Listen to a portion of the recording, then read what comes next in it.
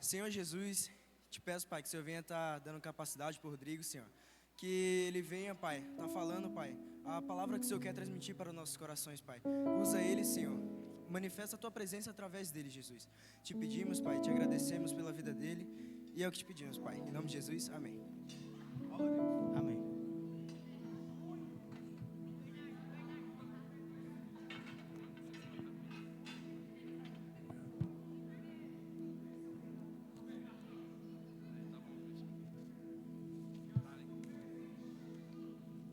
Amém. Quantos estão felizes na presença do Senhor nessa noite? Você veio com expectativa para aquilo que Deus pode e quer fazer nessa noite? Amém? Eu estava pensando sobre essa palavra expectativa. E quando a gente coloca expectativa em algo, é baseado naquilo que aquele algo é. Então, quando a gente pensa num Deus infinito, quando a gente pensa num Deus todo-poderoso, isso faz a gente entender que a nossa expectativa quando a gente vem na casa de Deus tem que ser alta. Porque Deus, a Bíblia fala que Ele é infinitamente mais poderoso para cumprir aquilo que... Ele é poderoso para cumprir infinitamente mais do que aquilo que a gente possa pensar, do que aquilo que a gente possa imaginar, do que aquilo que a gente possa sonhar. A Bíblia fala que os caminhos do Senhor, eles são mais altos do que os nossos caminhos. A visão do Senhor é ilimitada. Então a gente não pode vir num ambiente como esse, na presença de Deus, e ter a nossa expectativa comum, e ter a nossa expectativa vazia. A gente tem que ter uma expectativa espiritual. Antes de começar a pregação, eu queria agradecer ao Mateus pelo privilégio, pela honra de estar podendo trazer uma palavra para vocês nessa noite. Eu tinha comentado com ele sobre trazer uma palavra introdutória. Aí na quarta-feira ele manda uma mensagem: prega no culto. Meu Deus. Mas eu aprendi com o Senhor que a gente não deve se acovardar diante daquilo que Deus coloca na nossa vida, amém? Eu senti medo, como é que eu vou falar 40 minutos? Ou meia hora, não sei. Mas eu falei: Deus, eis-me aqui. Faça a Tua vontade na minha vida, cumpra o Teu propósito e me usa naquela noite. Eu fiquei muito pensativo sobre o que eu vou falar. Pode assentar. Eu fiquei muito pensativo sobre o que eu ia falar para vocês nessa noite. E eu criei algumas mensagens que são legais, são boas até, mas não batia. E foi algo de Deus, porque aquilo que Deus me deu foi exatamente o que o Caleb falou na hora do louvor, e a gente não se comunicou sobre a mensagem. Então é algo que realmente eu acredito que é o Espírito Santo que trouxe, porque não foi só para mim. A mesma fonte que jorrou sobre a minha vida, jorrou sobre a vida do Caleb, amém? Então isso me fez entender que realmente Deus quer fazer algo grande na vida de cada um aqui. E nessa dúvida do que eu ia trazer, lá em casa eu tenho um espaço lá que eu uso para treinar, para estudar. Eu me fechei naquele espaço, peguei a Bíblia e falei: Deus, me dá uma luz, bota algo no meu coração para falar para o Teu povo, porque eu estou tentando, mas não estou conseguindo aqui achar um tema, achar algo que venha de encontro ao coração de cada um. Foi quando eu comecei a pensar sobre uma palavra, sobre uma situação, que é uma situação que acontece desde os primórdios da humanidade, desde que o mundo é mundo. Todo ser humano que existiu, todo ser humano que está aqui hoje nessa noite, e todo ser humano que vai existir já passou por isso, ou vai passar. É algo inevitável. E esse algo se chama crise. Todas as pessoas no mundo, em algum momento da sua vida, inevitavelmente vão passar por momentos e situações de crise. E a crise, ela vem para abalar a nossa estrutura. A crise vem para nos balançar em meio àquilo que a gente está caminhando. Ela vem para desviar o nosso foco, o nosso olhar. E quando a gente pensa na palavra crise, eu fui tentar ter a definição da palavra crise por aquilo que eu achava, e a crise é algo ruim. E eu fui procurar saber o que significa crise. E eu me espantei com isso, porque se a gente for ver o significado da palavra crise, aquilo que emocionalmente para nós é ruim, na verdade é algo muito bom. E eu pesquisei a palavra ali na origem dela, e a palavra crise, ela vem do grego crisis, que significa decisão, julgamento, separação ou ponto de mudança. E claro que diante de uma mensagem eu fui procurar embasamento bíblico para isso. Procurar saber, é algo da minha cabeça mesmo ou é algo que vem da palavra do Senhor? E o Senhor me levou a pensar no paraíso. Quando Adão e Eva foram criados, eles foram colocados num ambiente em que não havia crise. Eles foram colocados em um ambiente onde a presença de Deus era palpável e não havia nada que pudesse abalar eles. Eles foram criados com tudo pronto, com tudo feito. Um jardim, alimentação, provisão, presença de Deus. Só que, em determinado momento, Eva já passou por uma crise. Por quê? Porque a crise ela é um momento de decisão. Diante da serpente, Eva se encontra e a serpente começa a falar com Eva. Olha, o que Deus te falou não é bem assim. Aqui a gente já começa a aprender algo. A crise vem quando a gente começa a duvidar de Deus. A crise vem quando a gente começa a colocar em xeque aquilo que Deus falou. Aí você está aqui nessa noite, Deus te deu uma promessa, Deus te deu uma palavra, eu vou te fazer um pregador do Evangelho, eu vou te levantar para as nações, eu vou fazer algo sobrenatural na tua vida, mas a serpente vem, será que é bem assim? Será que é isso tudo mesmo que Deus tem? Olha o tempo que tu está na igreja. Já está há 3 anos na igreja e não consegue nem orar direito, não consegue nem fazer algo pequeno, quem dirá algo grande. E aí você entra em crise. E na crise também existe algo chamado julgamento. Como assim julgamento? Se eu sou um juiz, eu estou diante de um tribunal, eu preciso julgar alguém, baseado em quê? Em informações. Eu preciso ouvir o réu, eu preciso ouvir as testemunhas, eu preciso ouvir a pessoa que o acusa, o réu, para que eu tenha informações para tomar a minha decisão. Por que Eva não tinha crise? Porque ela não tinha escolha de acreditar em alguém antes do fruto. Ela só tinha ouvido a Deus. É como se eu fosse julgar alguém só ouvindo o réu e não ouvindo as outras pessoas. Eu não tenho como decidir nada. Então, Eva, a partir do momento que ela se encontra com a palavra que contrariava a Deus, ela se colocou diante dela uma decisão. Ela precisou estabelecer debaixo dessa decisão um julgamento. E ela julgou errado. Por quê? Porque se eu acredito naquilo que o diabo fala, eu julgo Deus mentiroso. Se eu acredito naquilo que Deus fala, eu julgo o diabo mentiroso. Então eu preciso julgar diante da crise. Eu preciso pensar diante da crise. E por que muitas pessoas elas caem diante da crise? Porque elas lidam com a crise de forma emocional. Elas lidam com a crise de acordo com aquilo que ela está sentindo. O Guilherme é nutricionista. Nem tudo aquilo que eu sinto gosto bom faz bem para a minha saúde. Eu posso tomar 1 litro de Coca-Cola. Nossa, que maravilha. Bem geladinha, no calor. Mas aquilo vai acabar com a minha vida. Então a minha decisão ela não pode estar baseada na minha emoção. Porque às vezes a minha emoção ela me engana. A minha emoção ela me leva a entender coisas que não é a realidade, que não é a verdade. Pelo menos a verdade da palavra de Deus. Então eu preciso... Por que o Espírito Santo trouxe essa palavra no meu coração? Porque eu fui procurar entender por que isso. E eu comecei a ligar um fato no outro e eu fui pesquisar sobre o jovem. E quem aqui tem abaixo de 25 anos? Eu tenho que abaixar a minha. Abaixo de 25 anos, a psicologia diz que o teu córtex pré-frontal, que é a parte do teu cérebro responsável pela maturidade, pela tomada de decisões e pela estabilidade emocional, ela não está totalmente formada. Então o jovem, biologicamente, ele já está propenso à crise, porque ele não tem estrutura formada ainda para lidar. E isso já é algo que o ser humano, independente da idade, já passa. Então, para nós que somos jovens, eu nem tanto, mas para você que é jovem, a gente precisa saber lidar, porque como é que eu vou passar por algo se eu não sei lidar com aquilo, se eu não conheço aquilo, né?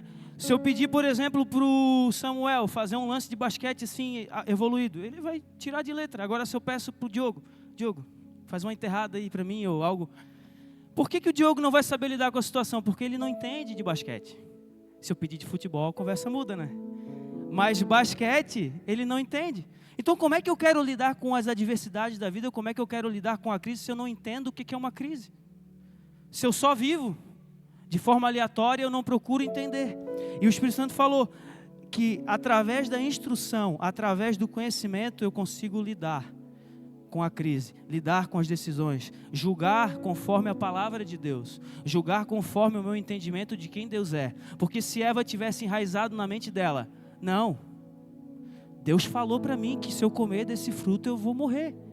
E outra, se Eva tivesse buscado um pouco mais de intimidade com Deus, tivesse perguntado mais para Deus sobre o fruto, ela teria mais argumentos na mente dela para não optar por aquilo que a serpente falou.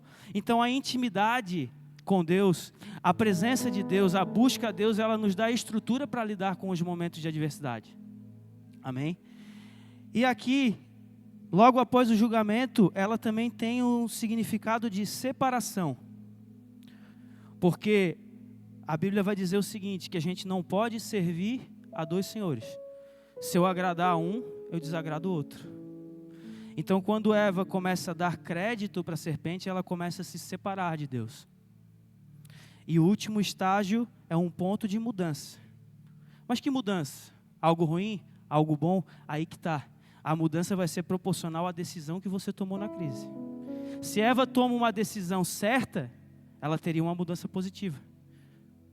A santidade no jardim ia se perpetuar, o homem não ia se tornar pecador, não haveria necessidade de redenção, porque já estaria santo, puro, e tudo estaria em paz. A gente não ia estar vivendo no mundo que a gente vive hoje. Mas como ela não soube lidar, ela tomou uma decisão errada. Então, o teu ponto de mudança, o teu destino, o teu amanhã, a tua eternidade é determinada pela decisão que você toma diante das crises que vêm. A decisão que você toma diante daquilo que vem sobre a sua vida. E aqui diz mais que a crise é um momento de instabilidade em que aquilo que parecia firme começa a tremer. E a pessoa precisa decidir em quem confiar.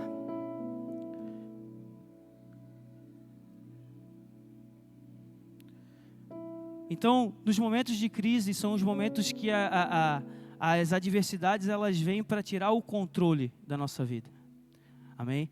A Bíblia também vai dizer lá em Mateus 14, 22, 23. Se você puder abrir. Amém. E logo ordenou Jesus que os seus discípulos entrassem no barco e fossem adiante para outra banda, enquanto despedia a multidão. E despedida a multidão, subiu ao monte para orar à parte. E chegada já à tarde, estava ali só. E o barco estava já no meio do mar, açoitado pelas ondas, porque o vento era contrário. Mas à quarta vigília da noite, dirigiu-se Jesus para eles, caminhando por cima do mar. Os discípulos, vendo-o caminhar sobre o mar, assustaram-se, dizendo: é um fantasma, e gritaram com medo. Jesus, porém, lhes falou logo, dizendo: tende bom ânimo, sou eu, não temais. E respondeu-lhe Pedro e disse: Senhor, se és tu, manda-me ir ter contigo por cima das águas. E ele disse: vem. E Pedro, descendo do barco, andou sobre as águas para ir ter com Jesus. Mas sentindo o vento forte, teve medo. Começando a ir para o fundo, clamou, dizendo: Senhor, salva-me. E logo Jesus, estendendo a mão, segurou e disse-lhe: homem de pequena fé, por que duvidaste? Então aqui a gente vê uma outra situação em que um homem passa por uma crise. A primeira crise foi no barco. A tempestade veio. Aquilo que era para ser uma passagem pelo mar tranquila, serena, começa a ser conturbada. E Pedro, ele indaga o Senhor: se é o Senhor, faça com que eu vá sobre as águas. E ele começa a caminhar sobre as águas. Só que quando ele começa a olhar para a tempestade, quando ele começa a olhar para a adversidade, aquilo que era confiança dentro dele começa a ser corroído. Então a gente precisa entender o ponto também em que a crise surge. A crise surge através daquilo que a gente escuta, a crise surge a partir daquilo que a gente vê e a partir daquilo que permeia o nosso ambiente. Correto? Então, quando Pedro ele começa a afundar, Jesus vai lá, socorre ele e ele anda novamente sobre as águas.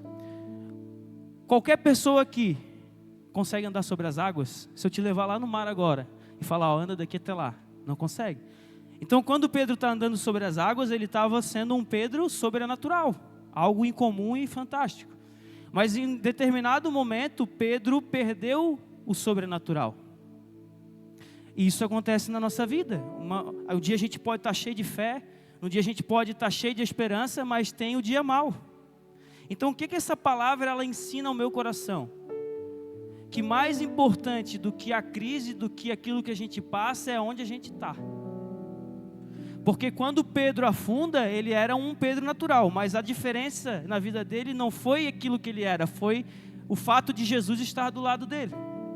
Porque um Pedro natural, comum, sem Jesus, ia afundar, ia morrer e nunca mais ia sair de dentro do mar.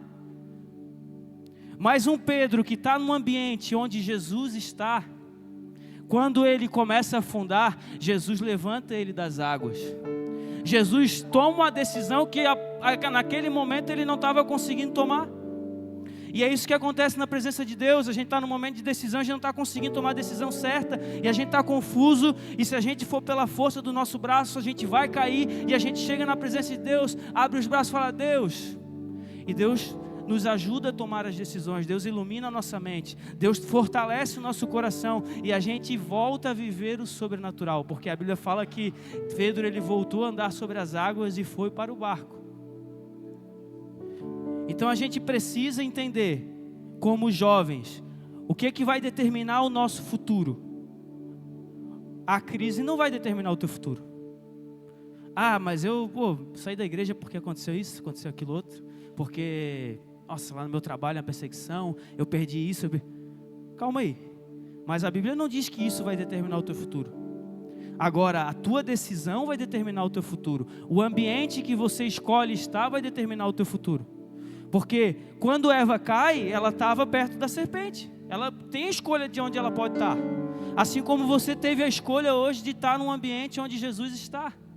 Você teve a escolha hoje de estar num ambiente onde a glória de Deus está. Você teve a escolha de estar num ambiente hoje onde a presença de Deus pode se manifestar sobre a tua vida. E eu quero declarar sobre a tua vida, não importa a condição que você chegou nessa noite, não importa qual é o tamanho da sua tempestade, não importa qual é o tamanho da sua crise, você está no lugar certo, aqui tem a pessoa certa para te levantar no momento da crise, para consolidar os seus passos no sobrenatural, para fazer você viver novamente os propósitos do Senhor na tua vida. Aleluia. Não tenho medo. Aleluia. E a minha fé firmada está. Adora o Senhor. E andando sobre o alto mar, o barco ficará para trás, pois sua palavra sustenta os meus pés no mar, e a voz que me chama a andar é a mesma que acalma o mar.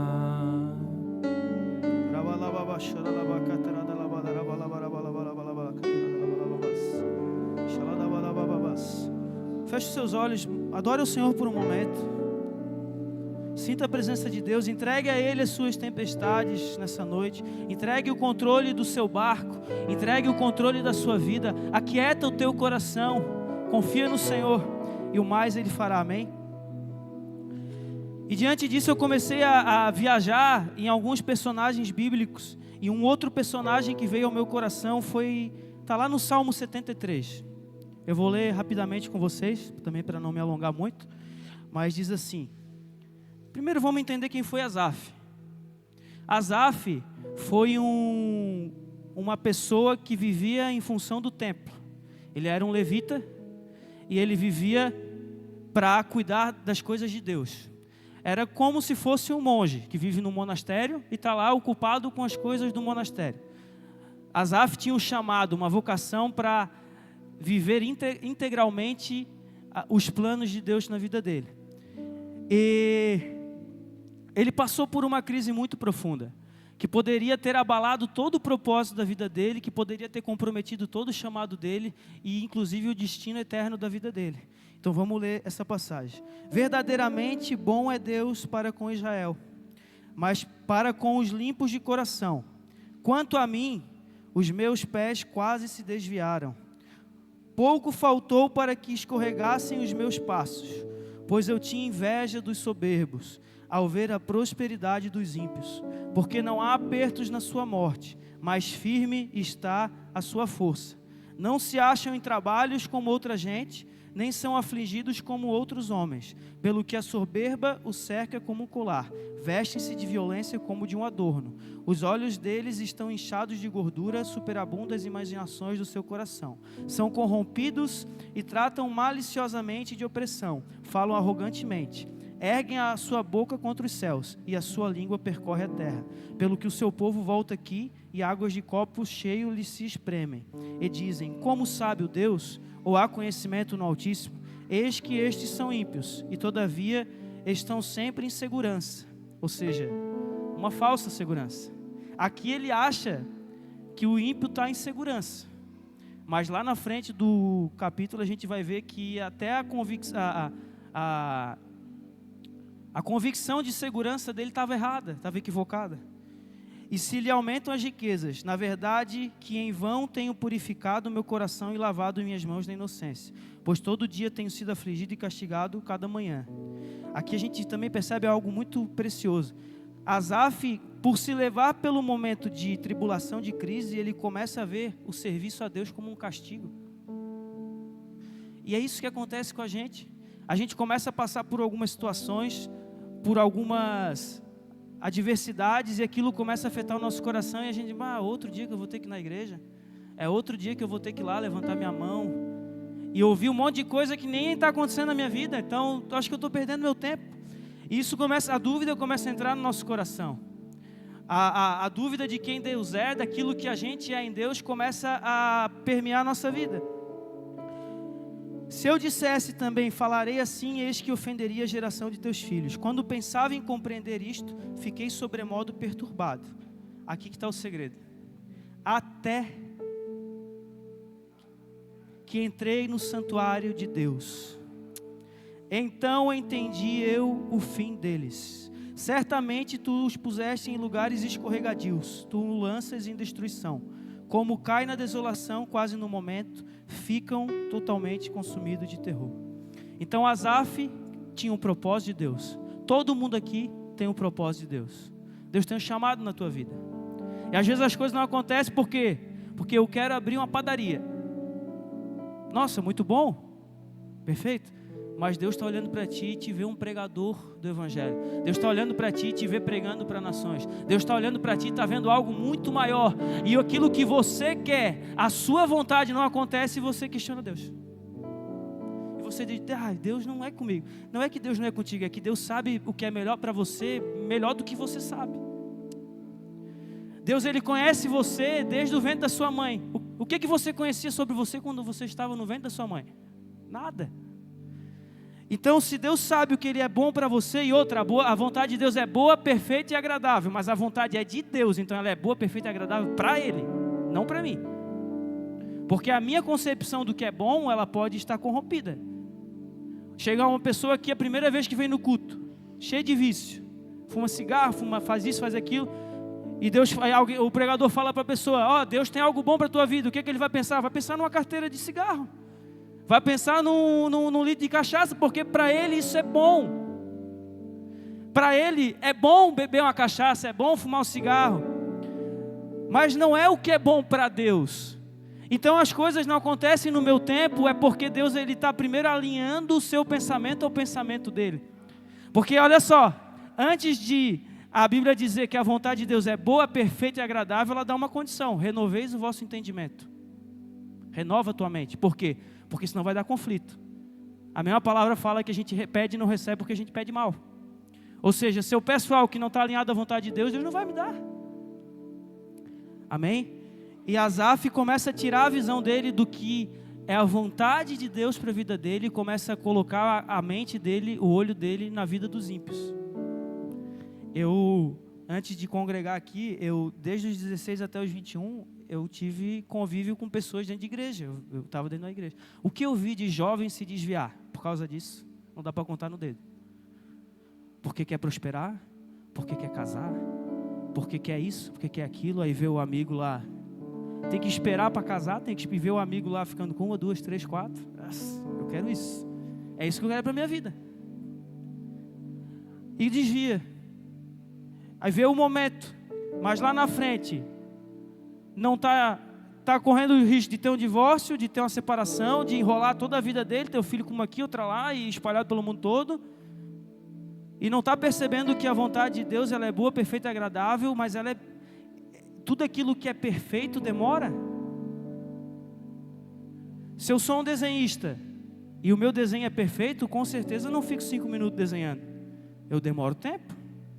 Eu vou vendo os detalhes, vou fazendo sombreamento, e eu vou tratando o desenho, eu vejo que está errado, eu apago. É assim Deus com a tua vida, Ele está fazendo a vontade da tua vida que é perfeita, e você está com pressa, e Deus, calma, eu sei o resultado final.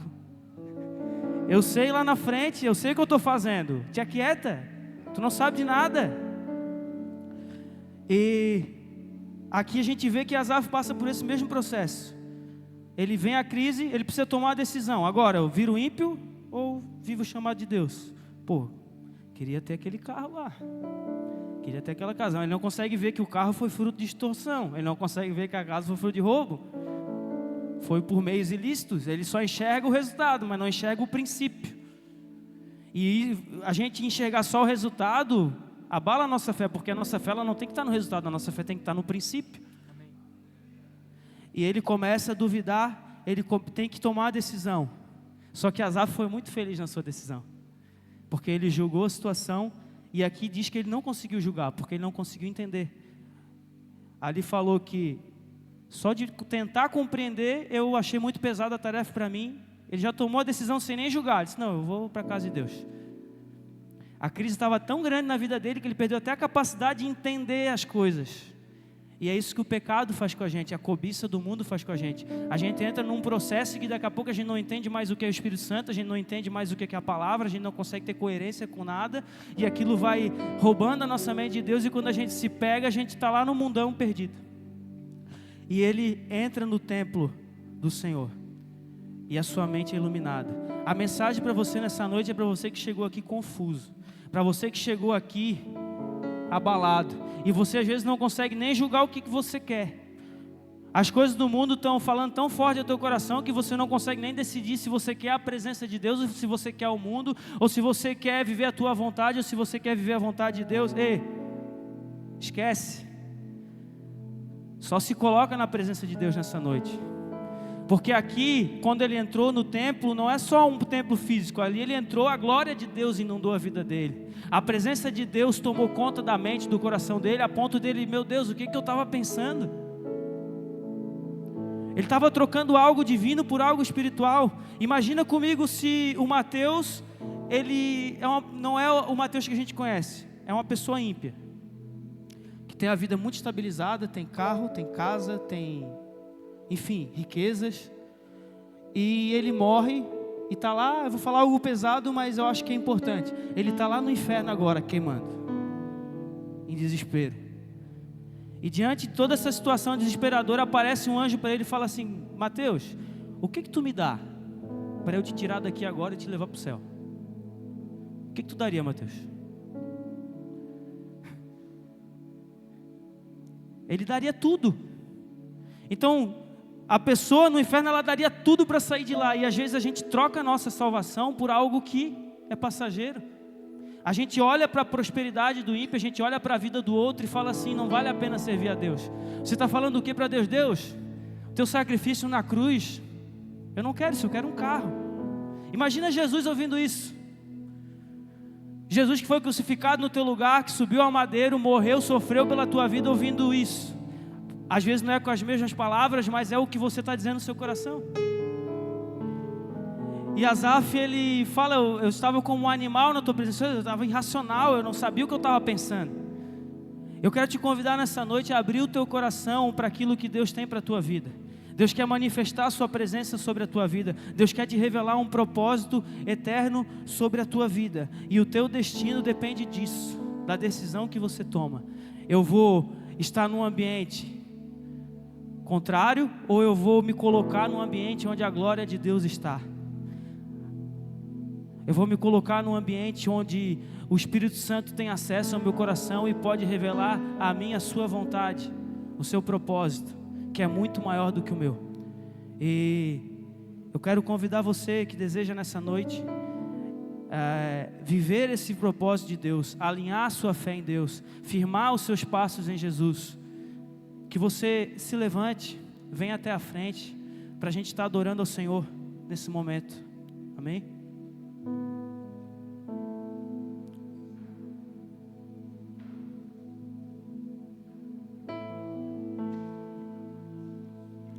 Tudo é perda se eu não tenho a Ti.